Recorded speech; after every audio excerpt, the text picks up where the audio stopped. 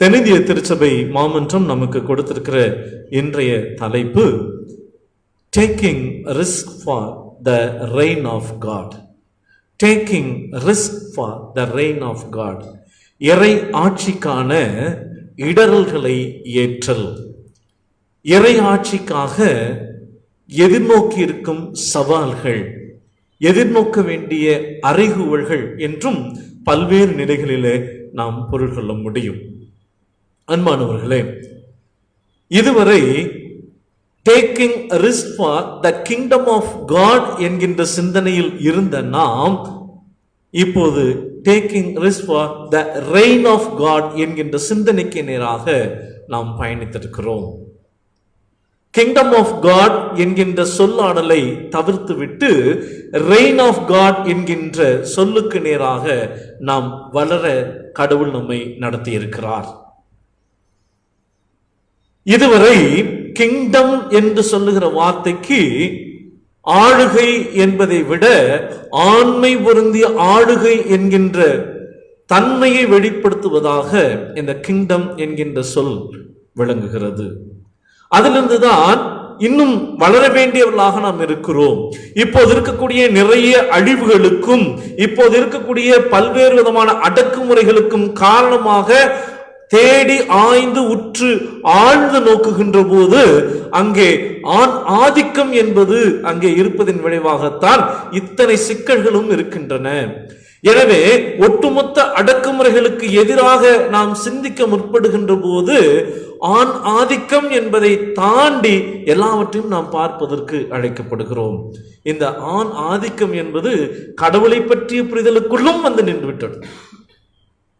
எல்லா நிலைகளிலுமே ஆதிக்கங்கள், குடும்பங்களிலே, சமூகத்திலே, இன்னும் அரசியல், பொருளாதாரம், கலாச்சாரம், பண்பாடுகள், எல்லா நிலைகளிலுமே இந்த பண்பாடு என்று சொல்கிற தத்துவார்த்தத்தை கட்டமைப்பது ஆண்களின் சிந்தனையிலிருந்து கட்டப்பட்டதாக இந்த சமூகம் அமைக்கப்பட்டிருந்தது. அப்படி அமைக்கப்பட்டிருந்த போதுதான் திரும்ப வாசித்தல் என்று சொல்வார்கள், மறு வாசிப்பு, ரீரீடிங் என்று சொல்லுகிற போது திரும்ப திரும்ப அதை வாசிக்கின்ற போது உண்மையில் சமூகம் இப்படி இருக்க வேண்டிய அவசியம் இல்லை என்பதனாலே இறை ஆளுகைக்கு நேராக நாம் வளர்க்கப்படுகிறோம். ஆண்மை என்பது வேறு, இறை ஆண்மைக்காக நேராக அல்ல, இறை ஆளுகைக்கு நேராக கடவுள் நம்மை வழிநடத்தி வருகிறார். ஏனெனில் கடவுளையே ஆணாக புரிந்து கொண்ட ஒரு பார்வை பன்னெடுங்காலமாக காலம் காலமாக நம்மிடத்தில் இருந்த போது இல்லை, கடவுள் வெறும் ஆணாக மட்டும் இல்லை, அவர் வெறும் தந்தையாக மட்டும் பார்த்தால் போதாது, அவரை தாயுமாக பார்க்க நாம் இப்போது பழகினோம். என் தாயும் தந்தையும் ஆனவரே என்று பாடல்களில் பாடிவிடுகிறோம் எளிதாக. ஆனால் அதை நேரடியாக சொல்ல வருகிற போது நமக்கு தயக்கம் ஏற்படத்தான் செய்கிறோம். உண்மையில் கடவுள் ஆணாக இருக்கிறாரா, பெண்ணாக இருக்கிறாரா? ஆதியாகம புத்தகம் 1ஆம் அதிகாரம் 27ஆம் வசனத்தை அடிக்கடி நாம் சிந்தித்திருக்கிறோம். இன்றும் கூட நாம் சிந்திக்க அழைக்கப்படுகிறோம். வாசியுங்கள். ஆதியாகமம் 1:27. கடவுள் தம் உருவில் மானிடரை படைத்தார், கடவுளின் உருவிலேயே அவர்களை படைத்தார், ஆணும் பெண்ணுமாக அவர்களை படைத்தார். நம்ம பொதுவாக நாம் பயன்படுத்தி கொண்டிருக்கிற இல்ல பழைய முறையில பயன்படுத்தி கொண்டிருக்கிற பவர் மொழிபெயர்ப்பிலிருந்து யாராவது வாசியுங்கள். தேவன் தம்முடைய சாயலாக மனிதனை சிருஷ்டித்தார், அவனை தேவ சாயலாகவே சிருஷ்டித்தார், அவனை ஆணும் பெண்ணுமாக சிருஷ்டித்தார். கடவுள் தமது சாயலாக மனிதரை படைத்தார். அங்க மனிதனை படைத்தார் பழைய மொழிபெயர்ப்புல. புதிய மொழிபெயர்ப்புல மனிதரை படைத்தார். ரெண்டுக்கு என்ன வேறுபாடு? அங்க மனிதன் என்பது ஒருவரை குறிக்கும், மனிதர் என்பது பலரையும் குறிக்கும், பலரையும் குறிக்கும் இல்லைங்களா? அது ஒருமையில் சொல்லப்படுது. ஒரு மனிதனை படைத்தார். மனிதரை அப்படின்னா எதுல வருது? பன்மையில் வரக்கூடியது. அழகு பன்மையில் சொல்லப்படுகிறது.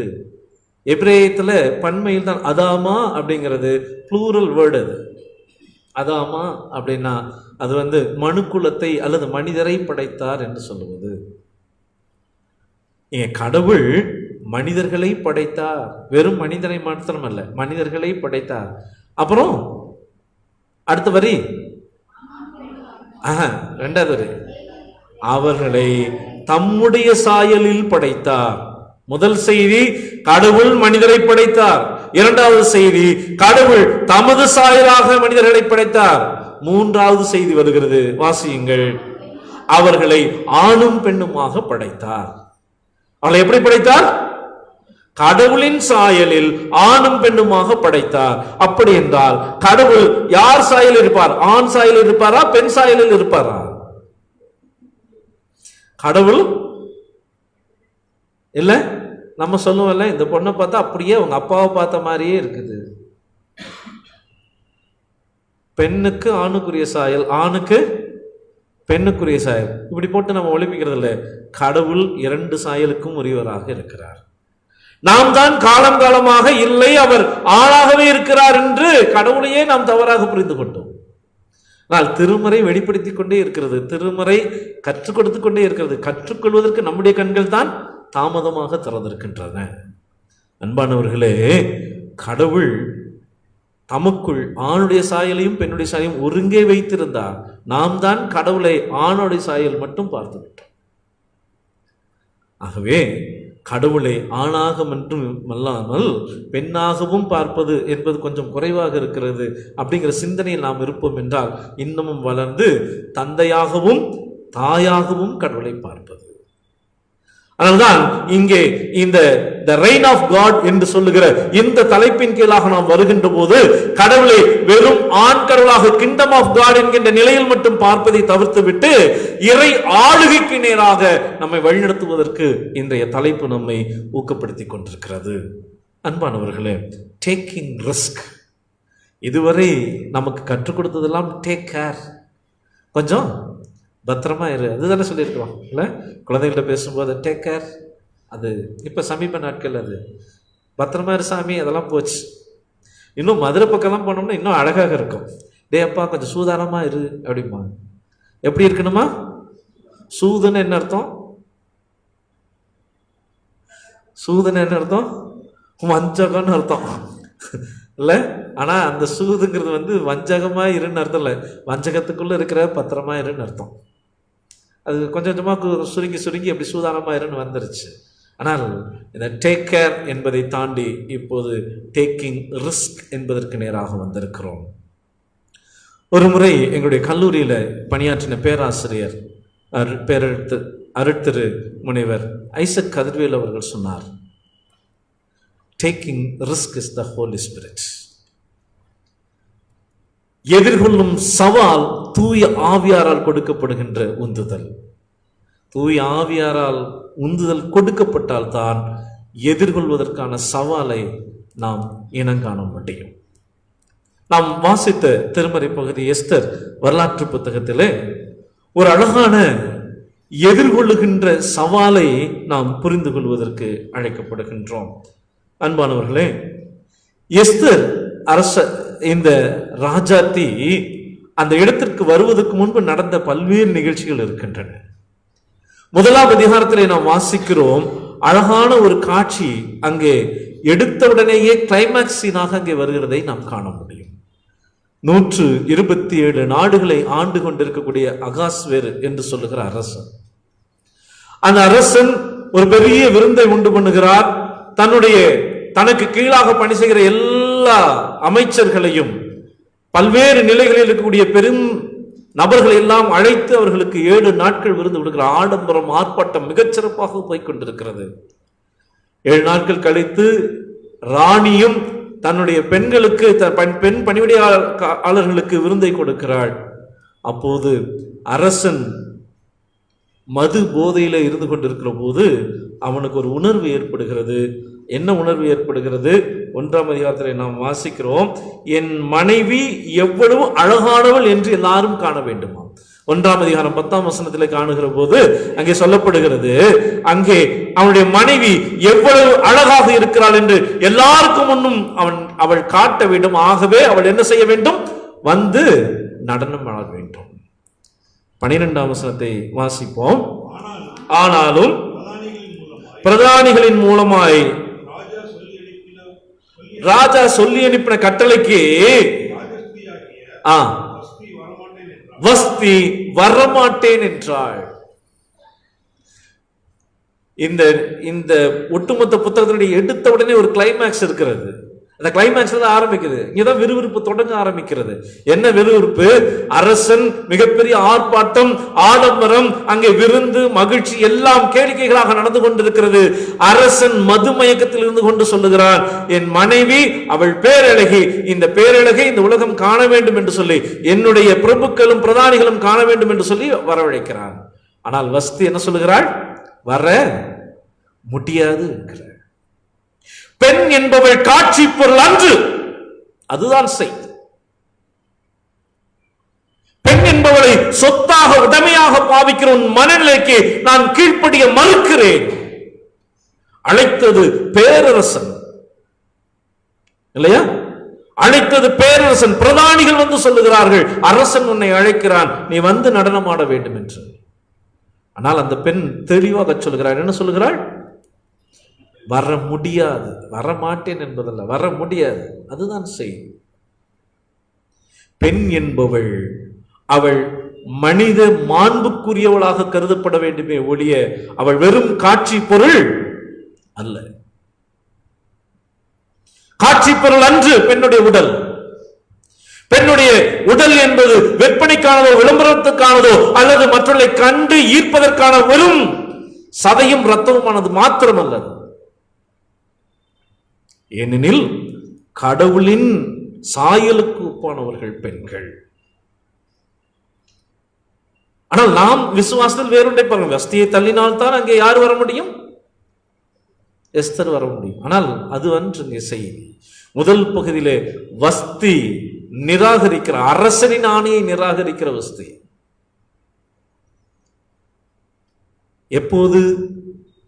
அரசன் மது போதையில் இருக்கின்ற போது இல்லையா? மயக்கத்தில் இருக்கின்ற போது. எப்போதெல்லாம் மயக்க நிலைகளில் இருக்கிறோமோ அப்போதெல்லாம் உண்மையை உண்மையாய் காண முடியாமல் நாம் தவிக்கின்றோம். பல மயக்கங்கள் உண்டு. வெறும் மது மட்டுமா மயக்கம்? பெருமை எவ்வளவு பெரிய மயக்கம் தெரியுமா? எவ்வளவு பெரிய மயக்கம் பெருமை. பல்வேறு விதமான மயக்கங்கள், பொருளாதார ரீதியாக, சாதி ரீதியாக, பண்பாட்டு ரீதியாக நாங்கள் யார் தெரியுமா என்று சொல்கிற மமதையும் மயக்கமும் இருக்கின்ற வரையில் உண்மையை உண்மையாக காண முடியாமல் சீரழிக்கின்றவர்களாக நாம் இருந்து விடுகின்றோம். நான் வஸ்தி மிக உறுதியாக மாட்டேன் என்கிறார். ஆணினம் பொங்குகிறது.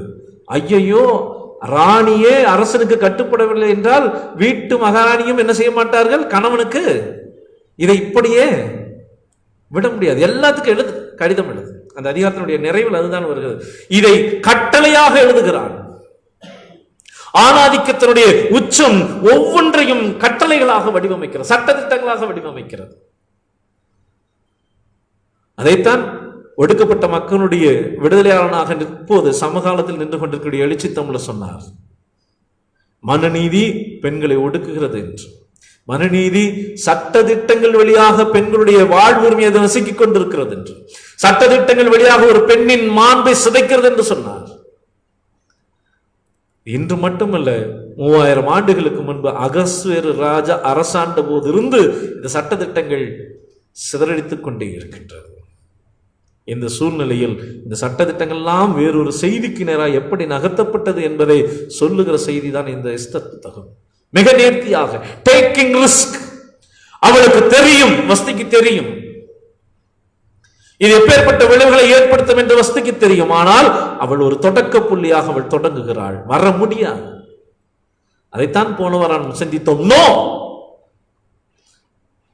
பெண் சிறார்களுக்கு எதிராக நடத்தப்படுகிற வன்கொடுமைகள், பாலியல் துன்புறுத்தல்கள், பல்வேறு விதமான சீண்டல்களுக்கு முதலில் பெண்கள் எடுக்க வேண்டிய முதல் நடவடிக்கை என்ன சொல்லணும்? நோ, வர மாட்டேன், நோ. இரண்டாவது செய்தியும் இருந்தது, கூச்சலிடுங்கள் என்பது. இங்கே முதல் செய்தியை இவள் உறுதிப்படுத்துகிறாள். இந்த பெண் வஸ்தி என்ன சொல்லுகிறார்? வர முடியாது, மாட்டேன். அவருடைய விளைவு கொஞ்சம் கொஞ்சமாக நகர்கிறது. இந்த பெண்ணுக்கு மாற்றாக எஸ்தர் வருகிறார். வஸ்தி ஒரு பேரரசனுடைய மகள், இன்னொரு அரசனுடைய மகள். அவள் வஸ்தி சாதாரண குடும்பத்தை சார்ந்தவள், அவள் பேரழகி. அந்த பெண்ணுக்கு மாற்றாக இன்னொரு பெண் வருகிறாள்.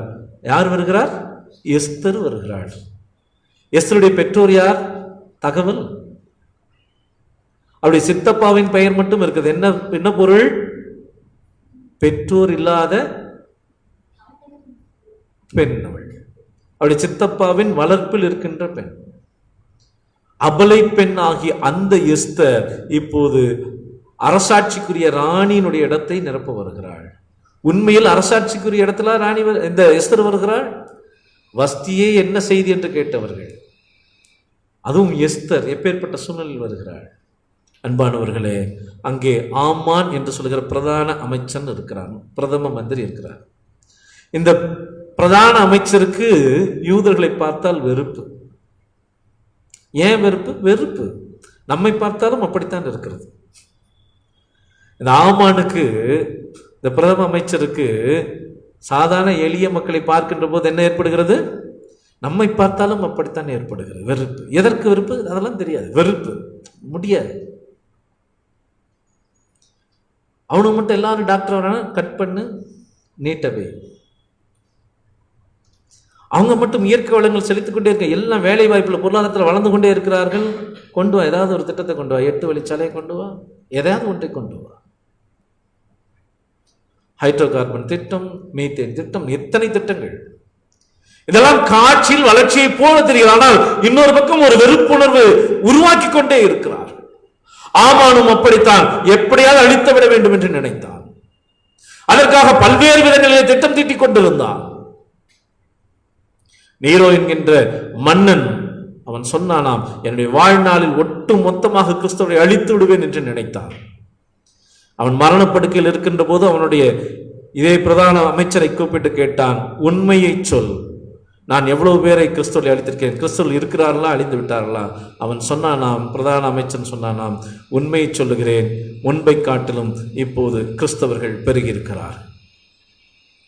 ஆமானின் சதித்திட்டம் ஒடுக்கப்படுகிற மக்கள் அல்லது எண்ணிக்கையில் குறைந்த மக்களை அழித்துவிட வேண்டும் என்று நினைத்துக் கொண்டிருந்தார். மொர்தெகாயை பார்க்கின்ற போதெல்லாம் அவனுக்கு வெறுப்புணர்வு வளர்ந்து கொண்டே இருந்தது. இப்போதும் கூட சிறுபான்மை மக்களுக்கு எதிராக திட்டமிடப்படுகிற ஏராளமான சூழ்ச்சிகளை நாம் அறிந்திருக்கிறோம். சட்டத்திட்டங்கள் வழியாக அதற்கு இவர்கள் போடுகிற பல்வேறு விதமான முகமூடிகள் நமக்கு தெரியும். பள்ளிக்கூடங்களிலே பிள்ளைகளுக்கு கற்றுத்தருகிறதற்கு எடுக்கின்ற முயற்சியிலே இவர்களுடைய கண்கள் எப்படி பார்க்கின்றன? ஆனால் திருமறை இன்று திருச்சபை நாம் சிந்திப்பதற்கு நமக்கு கொடுத்திருக்கிற தலைப்பு டேக்கிங் ரிஸ்க். பிரச்சனைகளை எதிர்கொள்வதற்கு ஆயத்தப்படுத்துவதற்கு ஆண்டவர் நம்மை அழைத்திருக்கிறார். எத்தனையோ தன்னார்வ தொண்டு நிறுவனங்கள் இப்போது இழுத்து மூடப்பட்டிருக்கிறது. பல நிறுவனங்களிலே, சில நிறுவனங்களில் இப்படிப்பட்ட சிக்கல்கள் இருந்தது, தங்களுக்கு என்று செலவழித்துக் கொண்டு. ஆனால் பெரும் பெரும் நிறுவனங்கள் ஏராளமான மக்களுக்கு கல்வியை கொடுத்தது. கல்வியை கொடுக்கிறோம் என்று சொன்னால் பகீர் என்கிறார். இத்தனை காலம் நாங்கள் தான் கல்வியை வைத்திருந்தோம், இத்தனை காலம் நாங்கள் தான் அதிகாரத்தில் இருந்தோம், இத்தனை காலம் நாங்கள் தான் சம்பாதித்துக் கொண்டிருந்தோம், எங்களுடைய நலனுக்கு விரோதமாக இருக்கிறது என்கிற போது ஆடி போகிறார்கள். ஆமானும் அப்படித்தான் பல்வேறு நிலைகளை செய்து கொண்டிருந்தான். அவன் செய்த மிகப்பெரிய செயல் யூதர்களை அழித்து விட வேண்டும் என்று நினைத்தான். மொர்தெகாய்க்கு இந்த செய்தி எட்டுகிறது. மொர்தெகாய் ராஜாத்தியாகிய எஸ்தரிடம் சொல்லுகிறார், ஞாபகத்தில் வைத்துக்கொள், இப்போது மக்களை காக்க வேண்டிய நேரம், நீ பணி செய்ய வேண்டும். நீ உடன்படாவிட்டால் இஸ்ரவேலுக்கு ரட்சிப்பு வராமல் போகாது. ரட்சிப்பு வேறு இடத்திலிருந்து வரும், ஆனால் நீ அந்த இடத்தில் இருக்க மாட்டாய். அன்பானவர்களே, திருச்சபையே, இன்று கடவுளுடைய வார்த்தை நமக்கு முன்பு சொல்லப்படுகிறது. இந்தியாவின் மீட்பு அல்லது ஒடுக்கப்படுகிற மக்களுடைய மீட்பு, ஒடுக்கப்படுகிற நிலையில் இருக்கிற பெண்கள் சிறுவர்களுடைய மீட்புக்கு நீயும் நானும் பணி செய்தாக வேண்டும். இல்லாவிட்டால் அவர்கள் மீட்கப்படாமல் போக மாட்டார்கள், அவர்கள் மீட்கப்படுவார்கள். ஆனால் அந்த மீட்பில் உனக்கு பங்கு இருக்காது.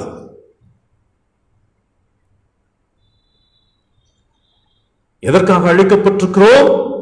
இறையரசை கட்டுவதற்கென்று அழைக்கப்பட்டிருக்கும். அதனால்தான் இயேசு கிறிஸ்து பூமி எங்கும் அவர் சுற்றித் திரிந்தவராக, அவர் சுற்றித் திரிந்த போது நற்செய்தி அறிவித்தார், மனம் திரும்புங்கள், பரலோக ராஜ்யம் மிக அருகிலே வந்து விட்டது. இந்த பரலோக ராஜ்யத்தை இந்த பூமியில கொண்டு வருவதற்கு, பரலோக ராஜ்யத்துக்கு ஆயத்தப்படுத்துவதற்கு, எதிர்கொள்வதற்கு நம்மை ஆண்டவர் அழைத்திருக்கிறார். டேக்கிங் ரிஸ்க் இல்லையா? அப்போதுதான் எஸ்தர் சொல்லுகிறாள், நான் அரசன் முன் போகிறேன். அரசன் முன் அனுமதி இல்லாமல் ஒருவரும் போக முடியாது. நான் போகிறேன், நான் செத்தாலும் பரவாயில்லை, சாகிறேன், நான் செத்தாலும் சாகிறேன், ஆனால் அரசன் முன்பு போகிறேன். அவள் வெறும் வரட்டு துணிவோடு அவள் போகவில்லை. சில சமயங்களில் நமக்கு வரட்டுத்தனமான துணிவு இருக்கும், எந்த விதமான திட்டமிடுதலும் இருக்காது, எந்த விதமான அதற்கான யோசனைகளை சரியாக குவிக்காமல் முரட்டுத்தனமான முயற்சிகளை எடுத்து விடுவோம். ஆனால் எஸ்தர் மிக நேர்த்தியாக சொல்லுகிறாள், நான் அரசன் முன்பு போகிறேன், ஆனால் நீங்கள் அத்தனை பேரும் உபவாசித்து கடவுளத்திலே ஜெபிக்க வேண்டும். தனக்கு துணையாக கடவுளை அழைக்கின்ற எஸ்தர் நமக்கு முன்பு இப்போ இருக்கின்ற சூழ்நிலைகளை மிக நேர்த்தியாக கடவுளை துணைக்கு அழைத்து, இப்படிப்பட்ட சீர்கேடுகளுக்கு முன்பு நாம் நிற்பதற்கு கடவுள் நம்மை ஆயத்தம் செய்கிறார். ஆயத்தமாக இருக்கிறோமா? மற்ற கூடங்களுக்கெல்லாம் நாம் நேரத்தை செலவிட்டு விடுவோம். கல்யாணத்துக்கு போனோமா எப்படியாவது எவ்வளோ இந்த தொற்று நோய் இருந்தாலும் போய் விடுவோம். ஜபத்துக்கு ஆலயத்துக்கு வரணும், ஆராதனைக்கு வரணும், ஆனா ஜபத்துக்கு கூடி மன்றாடுவதற்கு, இல்லத்தில் கூடி ஜபிப்பதற்கு, இந்த தொற்று நோய் ஆரம்பித்த காலகட்டங்களில் எல்லா வீடுகளிலுமே குடும்ப ஜபம் தொடங்கியது. இப்போது எத்தனை வீடுகளில் நடந்து கொண்டிருக்கிறது? எவ்வளவு நேரம் ஜபித்துக் கொண்டிருக்கிறோம்? எவ்வளவு நேரம் கடவுளுடைய வார்த்தையை தேடிக்கொண்டிருக்கிறோம்? கடவுளுடைய வார்த்தைக்கு நேராக எவ்வளவு தூரம் மனம் திரும்பிக் கொண்டிருக்கிறோம்? எஸ்தர் மிக தெளிவாக, நீங்கள் உபவாசியுங்கள், நான் அரசனுக்கு முன்பாக போகிறேன். காட்சி தலைகீழாய் மாறுகிறது. ஆமானுடைய சூழ்ச்சி எல்லாம் குலைந்து போகிறது. அதுதான் குலைந்த பின்பு என்ன நடக்கிறது என்பதுதான் இந்த 8ஆம் அதிகாரத்தில் நாம் வாசிக்கிறோம். 8ஆம் அதிகாரம் 3ஆம் வசனம் வாசிங்க. 8:3.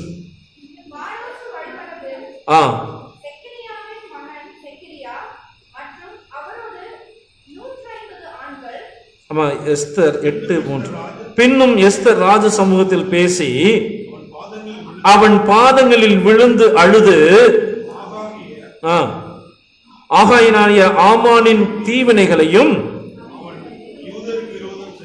அவன் யூதருக்கு விரோதமாக செய்ய யோசித்த யோசனைகளையும் பரிகரிக்க. கவனிங்க, இந்த திருவெளித்த வாசிக்கலாம் எவ்வளவு நேர்த்தியாக இருக்குது. வாசியுங்கள். மீண்டும் எஸ்தர்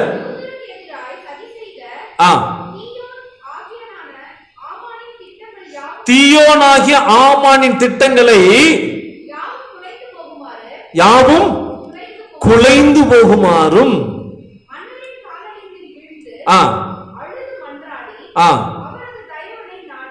அவருடைய தயவை நாடுகிறார். அரசனின் தயவை நாடுகிறார். எதற்காக? இந்த தீயோனாகிய ஆமானின் திட்டங்கள் குலைக்கப்பட வேண்டும். அரசன் உடனடியாக அதற்கு அனுமதி தருகின்றார். அந்த அனுமதிக்கு தன்னுடைய முத்திரை மோதிரத்தை பயன்படுத்திக் கொள்ளுங்கள் என்று சொல்லுகிறார். அந்த முத்திரை மோதிரத்தை பயன்படுத்துகிற போது, அனுமதியை எழுதும் போது, அதற்கான சட்டத்தை உருவாக்குகிற போது எவ்வாறு உருவாக்க வேண்டும் என்பதை குறித்து மிக தெளிவாக அந்த பகுதி சொல்லுகிறது. 11ஆம் வசனத்திலிருந்து வாசிப்போம். முதல்ல பவர்ல வாசிங்க. யாராவது ஒருத்தர் வாசிங்க. ஐயா வாசிங்க. 8:11. அவைகளில் எல்லா நாடுகளிலும்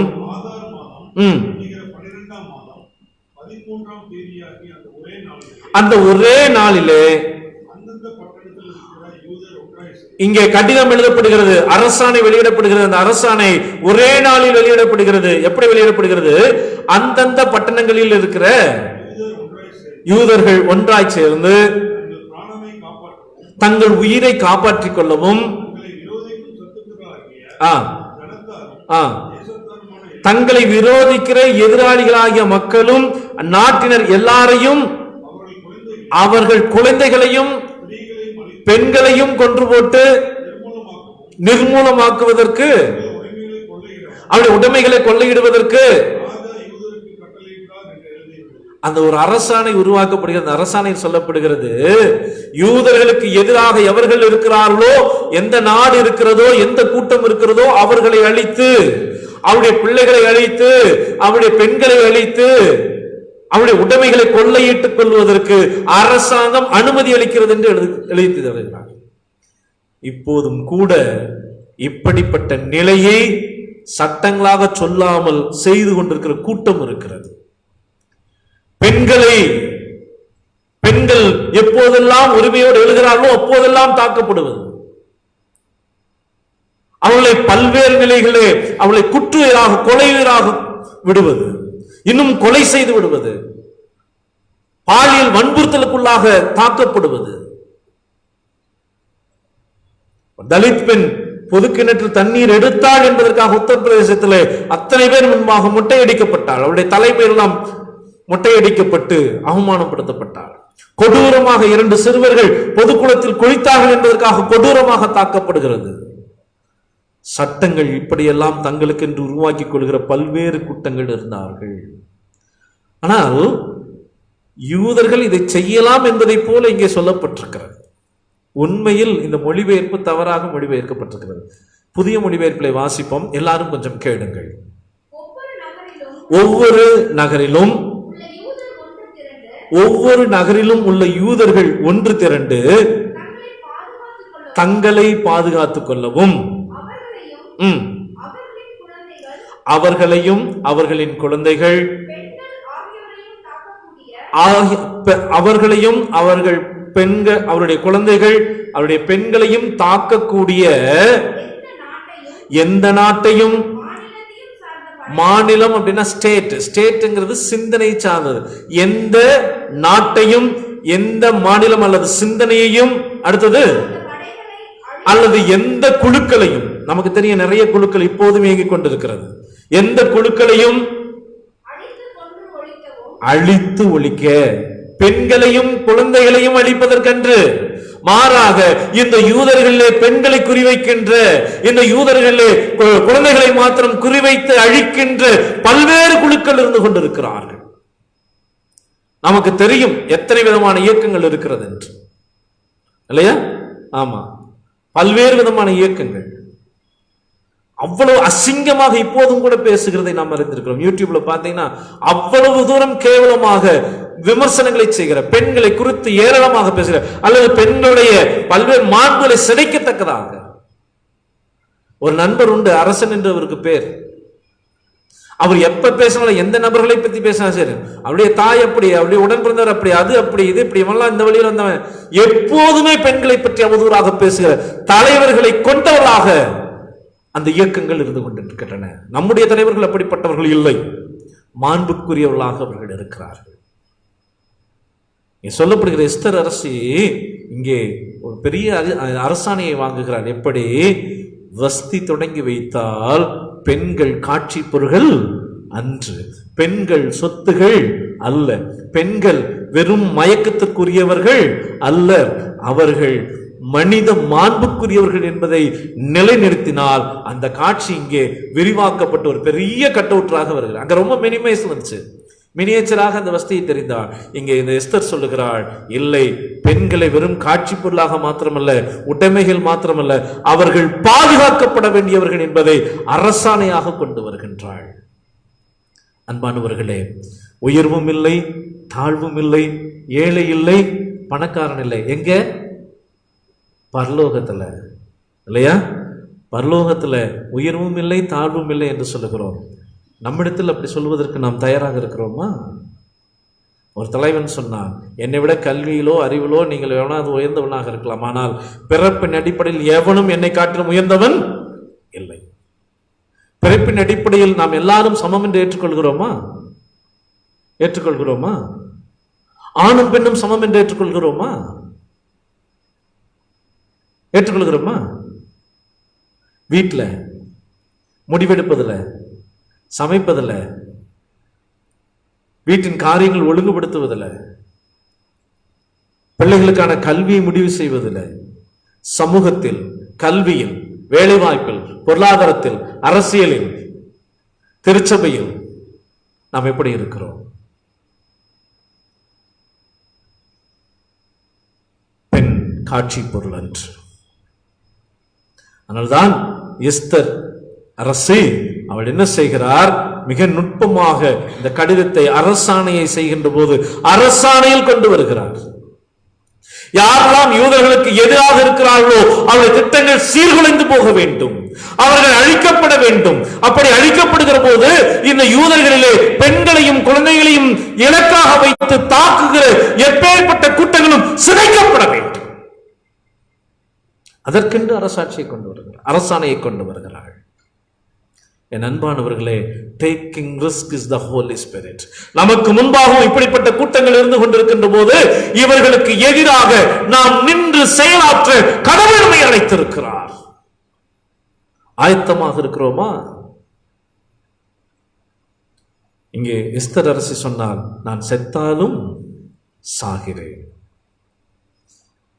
இல்ல, அதெல்லாம் ரொம்ப வருஷம் ஆச்சு. ரத்த சாட்சியாக மரிப்பதற்கு உன் வாழ்க்கையை ஒப்புக் கொடுக்கிறாயா? அந்த சத்தத்தெல்லாம் கேட்டு பல ஆண்டுகள் ஆகி போய்விட்டது. இப்போதெல்லாம் ஆசீர்வாதமா இருக்கணுமா? ஏசாமிட்டவா? இல்ல, இந்த சமூகத்தை புரட்டி போடுவதாக நாம் மாறுவதற்கு ஆண்டவர் நம்மை அழைத்தார். ஆனால் இந்த சமூகத்தில் சமயோஜிதமாக வாழ வேண்டும் என்பதற்காக நாம் சிந்தித்துக் கொண்டே இருக்கிறோம். இந்த சமூகத்தை தலைகீழ் மாற்றத்திற்கு நேராக ஆண்டவர் நம்மை அழைத்தார். இதிலே வசதியாக வாழ்ந்து கொண்டு கடந்து போவதற்கு நாம் இப்போதும் யோசித்துக் கொண்டிருக்கிறோம். ஒரு முறை நம்முடைய திருச்சபை சார்ந்த ஒரு பெரியவர் என்னோடு பேசிக் கொண்டிருந்தார். ஐயா, ஏன் அரசு அதிகாரிகள் இப்படி இருக்கிறார்கள்? ஒரு இடத்துல 100 பேருக்கு பணியமர்த்த வேண்டும் என்று சொன்னால் 100 பேர்த்தையும் திட்டமிடுகிறவர் அமைச்சராக இருக்கிறார். உண்மையில் அமைச்சர் சில பணிகளை செய்ய வேண்டும். ஒரு 2 பேர் 3 பேர் கொஞ்சம் இவங்கெல்லாம் என்ன சொல்றது, கருணை அடிப்படையில் சிலருக்கு இடம் கொடுக்க வேண்டும், இறக்கத்தின் அடிப்படையில் கொஞ்சம் பேர் கொடுக்க வேண்டும் என்று கொடுக்கலாம். ஆனால் 100 பேரையும் அவர்களே முடிவு செய்கிறார்கள். அவர்கள் வந்தவர்கள் மேலதிகாரி சொல்ல, நான் இந்த அமைச்சருடைய சிபாரிசு வந்த வேலை பாரியாங்கிறான், வேலை செய்ய முடியல. ஏன் இப்படி ஒத்துக்கொள்ளுகிறார்கள்? அந்த இடத்தில் இருக்க வேண்டிய அதிகாரி என்ன வந்தாலும் நான் இப்படித்தான் நிற்பேன் என்று சொன்னால் வேறு இடத்துக்கு மாற்றப்படுவார். மாற்றட்டும், வருகிறவரும் அப்படியே சொன்னால் வேறு என்ன நடக்கும்? வருகிற அதிகாரிகள் எல்லாம் இப்படியே இருந்தார்கள் என்றால் ஒட்டுமொத்த சமூகம் மாறிவிடும் அல்லவா? என் அன்பான இளைஞனே, வாலிப பெண்ணே, இப்படி சவாலை எதிர்கொள்வதற்கு ஆண்டவரை அழைத்திருக்கிறார். உனக்கு கொடுக்கப்படுகிற பொறுப்புகளிலே நீ ஆண்டவருக்கென்று சான்றாக நிற்பதற்கு ஆண்டவர் அழைத்திருக்கிறார். இப்படிப்பட்ட ஒரு அர்ப்பணிப்புள்ள ஒரு சகோதரனை பற்றி பவுலடிகளார் குறிப்பிடுகிறார். பிலிப்பியருக்கு எழுதின திருமுகம் 2ஆம் அதிகாரம் 25ஆம் வசனத்திலே நாம் வாசிக்கிறோம். எப்பாப்ராத்தேத்து என்று சொல்லுகிற ஒரு சகோதரனை பற்றி பவுலடிகளார் சொல்லுகிறார். மேலும் என் சகோதரனும் என் உடன் பணியாளும் என் போர் சேவகனும் என் ஸ்தானாதிபதியும் என் குறைச்சலுக்கு உதவி செய்ததுமான எப்பாப்ராத்தேத்துவை உங்களிடத்திலே அனுப்ப வேண்டும் என்று நினைத்தேன். பவுலடிகளாருக்கு ஒரு போர்ப்படை தளபதி கிடைக்கிறார். யாரா? திருவருத்தில் வாசிங்க. என் உடன் பிறந்தவனும் என் உடன் பணியாளர் உழைப்பாளனும் உடன் போர் வீரனும் எப்பாப்ராத்துவை நான் அனுப்பி வைக்கிறேன். அவர் யார்? எப்பாப்ராத்து யாரு? பாலுடைய அசிஸ்டன்ட். அசிஸ்டன்டுடைய வேலை என்னவா? உடன் பணி செய்வது மாத்திரமல்ல, அவன் போர் வீரனாக இருக்க வேண்டும்.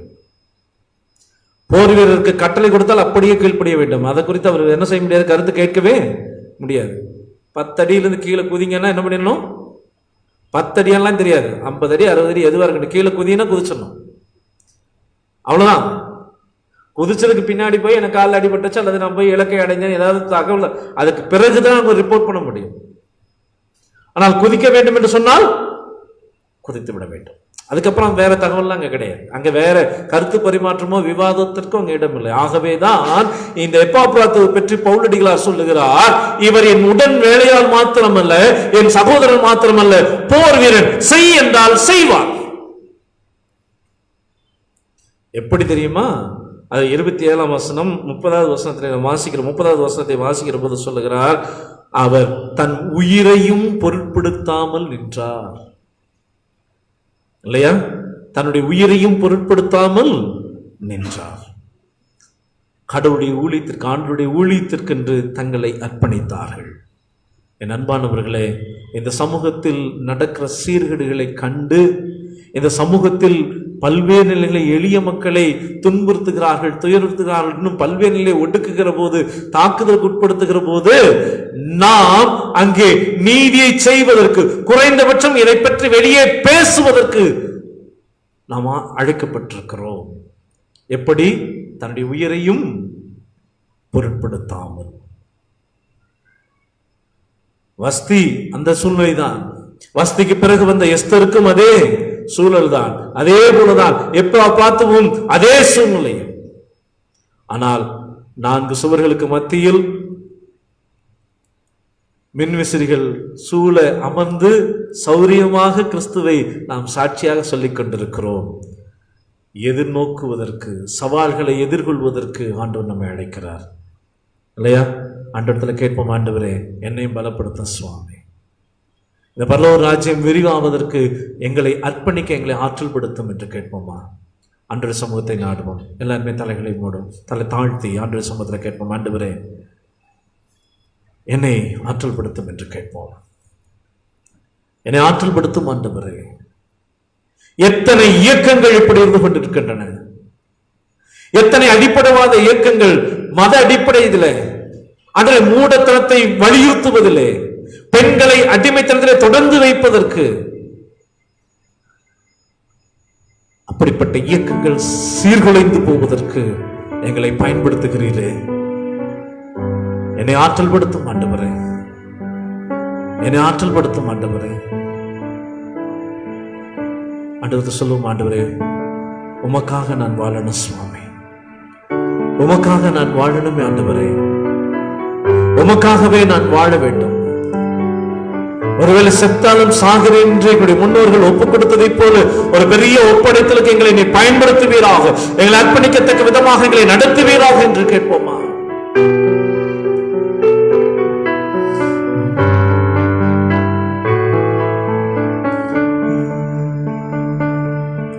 நான் வாழ்ந்தாலும் உம்மோடுதான், மரித்தாலும் உம்மோடுதான். அந்த சொல்லுவோமா? நான் வாழ்ந்தாலும் உம்மோடுதான், மரித்தாலும் உம்மோடுதான்.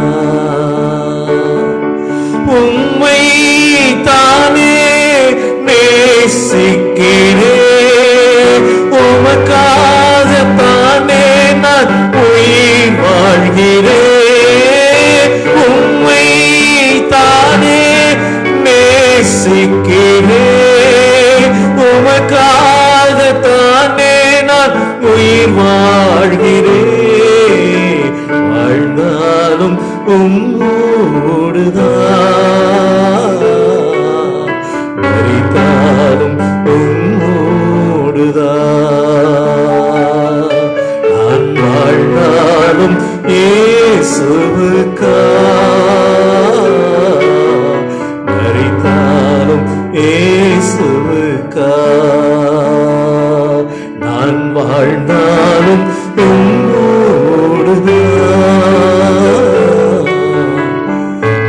மரித்தாலும்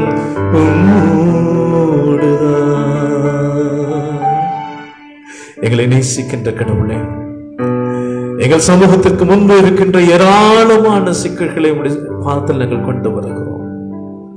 சமகாலத்தில் பெண்களுக்கு எதிரான வன்முறைகள், சமகாலத்தில் சிறுபான்மை மக்களுக்கு எதிரான வன்முறைகள், சமகாலத்தில் பழங்குடி மக்களுக்கு எதிராக, காட்டுவாசிகள் என்று ஏழப்படுத்தப்படுகின்ற ஆதிவாசிகளுக்கு எதிராக திட்டமிடப்படுகின்ற பல்வேறு சூழ்நிலைகள்,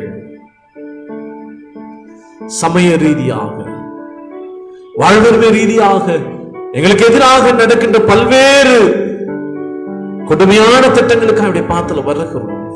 கடவுளர் இறங்கும் சுவாமி, அன்பின் கடவுள் இறங்குவீராக. யாரெல்லாம் ஆண்டவரே எந்த விதமான கூட்டங்கள் இப்படியெல்லாம் ஆண்டவரே எங்கள் பிள்ளைகளுக்கு விரோதமாக, பெண்களுக்கு விரோதமாக திட்டமிடுகிறார்களோ, எல்லா திட்டங்களும் இயேசு கிறிஸ்துவின் நாமத்தில் சீர்குலைந்து போவதாக. இப்படிப்பட்ட திட்டங்களை தீர்மானிக்கிற தலைவருடைய சிந்தனைகள் அபத்தமாகட்டும் சுவாமி. கடவுளே, நாங்கள் வெறும் செய்தியாக இதை கேட்டுக்கொண்டிராமல் ஆண்டவருடைய பாதத்தில் நாங்கள் காத்திருக்கிறவர்களாக, முன்மனை போராளிகளாக, போர் வீரர்களாக எழுந்து நிற்க எங்கள் ஒவ்வொருவரையும் ஆற்றல் படுத்துவீராக. திருச்செந்தூர் நாங்கள் ஒப்புக்கொண்டிருக்கிறோம். ஏதோ நாங்கள் கேட்டோம், நன்றாயிருந்தது என்று நாங்கள் சொல்லி எங்களுக்குள் நாங்கள் கடந்து சொல்லாமல் இந்த வைராக்கியத்தை எங்கள் பிள்ளைகள் ஒவ்வொருவரும் மீது முற்றுவீராக. திருச்செந்தூரில் சார்ந்து கொள்கிறோம், ஆற்றல் படுத்தும். உமக்கென்று எங்கள் வாழ்வையே அர்ப்பணிக்கிறோம்.